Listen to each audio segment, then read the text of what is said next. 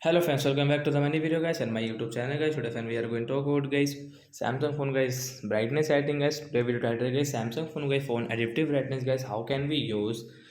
Today friends we will talk about friends you want to on friends you want to use guys your phone adaptive brightness. So how can we use today friends? I will show you. I will tell you guys. So first of all guys you will have to on guys your phone setting guys. After on phone setting guys you can see guys your phone display and brightness setting. So guys tap on display and brightness, then guys you can see phone adaptive brightness. So friends you want to on and guys you want to use, so guys you can on. After on guys your brightness will decrease automatic, as guys you can see my brightness decrease automatic. So guys when you will go outside guys, when you will come inside guys, your phone brightness will increase and decrease automatic. Like that guys you can use guys this adaptive brightness setting in your Samsung phone device. And friends you don't want to use, so guys you can off from here also. Then guys you can increase your brightness will not decrease automatic. So like the guy we can on and off and use adaptive brightness in Samsung phone device. So bye bye guys.